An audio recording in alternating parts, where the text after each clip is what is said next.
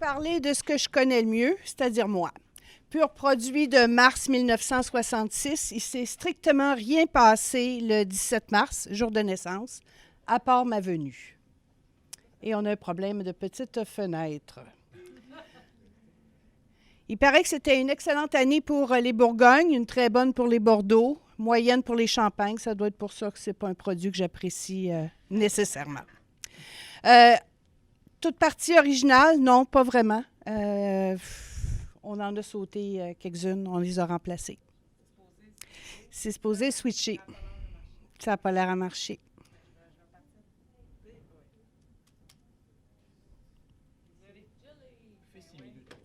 Ouais,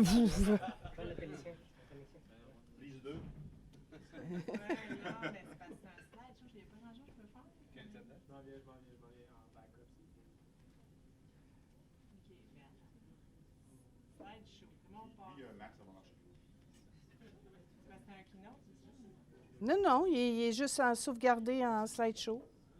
Donc là, tu n'as plus le PowerPoint. Ah, OK. OK, donc, réédition limitée. Tournera 54 printemps dans quelques jours. Je fais partie de la 999e famille souche du Québec, si on remonte à Jean-Baptiste Ferron ou Ferrand, c'est pas clair. Le charmant monsieur a eu 23 enfants de 2 femmes, dont une douzaine de garçons, ce qui fait qu'on a réussi à peupler la Mauricie à peu près comme ça. J'ai triché sur celle-là, je ne voulais pas que vous soyez obligés de regarder mes fesses pendant 20 secondes. Ceci étant, vous remarquerez que mes années de primaire ont été particulièrement difficiles et mon adolescence légèrement rebelle, et j'ai jamais joué de guitare de ma vie. Mais bon, on se donne une attitude, on essaye de se donner un look, on essaye de se définir. Début vingtaine, je commence à trouver que je me ressemble. J'ai caché la face à Denis, parce que même si je parle encore à Denis, je n'ai pas demandé la permission de présenter sa face à 20 ans. Mais bon, on voit, encore sans maquillage. J'ai fait une exception pour la caméra aujourd'hui.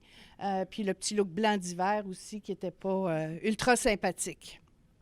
C'est l'époque où je me suis sentie comme un tapis marqué « Bienvenue, essuyez-vous les pieds, et tant qu'à faire, restez donc souper ».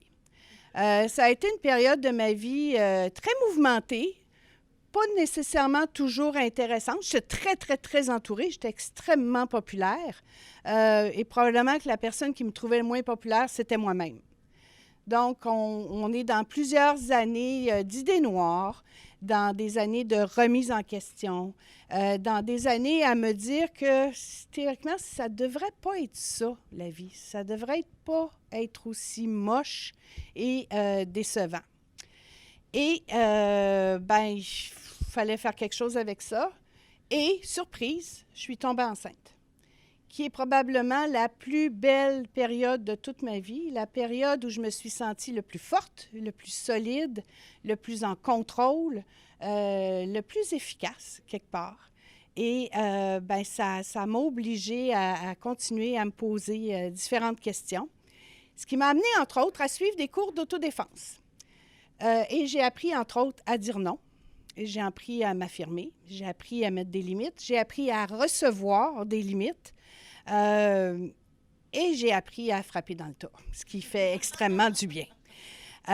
C'est là aussi que j'ai découvert mon propre pouvoir intérieur pendant que j'apprenais à devenir maman. Ce qui est tout un métier, ça aussi. Un métier souvent en monoparentalité, donc il n'y a pas eu beaucoup de conjoints dans cette période-là. Je pense que je les faisais fuir. J'ai eu ma phase de non à 30 ans. Ça a duré 2 ans. Donc, j'ai appris à être maman sur le tas. Et jusqu'au jour où, ben, cette petite bestiole-là a son diplôme, qu'elle a son appartement, qu'elle a son conjoint, qu'elle a sa vie, qu'elle découvre ses propres valeurs, ses propres croyances. Donc, ça permet de lâcher prise et ben, on répond aux demandes, on donne des conseils lorsqu'ils sont sollicités. Et ça m'a permis aussi de pouvoir commencer à faire quelque chose que je rêvais de faire, c'est-à-dire voyager. Les budgets financiers étaient là, le temps était là, et là, ben, je me suis mis, dans le fond, à découvrir différents espaces, en différenciant vacances et voyages, voyage étant à la recherche de l'autre, vacances étant les deux pieds dans le sable. Ce qui m'a amené aussi à m'intéresser à mon empreinte carbone. Plus on fait de voyages, plus on fait des gros voyages, je pense qu'aujourd'hui, on ne peut plus juste se dire qu'on n'a rien à y faire. Je cherche encore la bonne place pour mon empreinte carbone. Je me contente de faire des dons à Équiterre en attendant. Professionnellement, bien, beaucoup de changements, mais qui sont venus avec énormément de chance dans la majorité des cas. Des chances parce que j'ai rencontré la majorité du temps des gens extraordinaires, des gens qui m'ont amené ailleurs, des gens qui m'ont permis de mieux me découvrir encore. Je suis devenue agiliste et non, je ne sais pas faire cette position-là, malgré des tentatives en yoga et en méditation. Mais en même temps, c'est un beau but à atteindre à 75 ou 82 ans. Et qui me permet de dire, ben oui, je veux être zen le plus possible.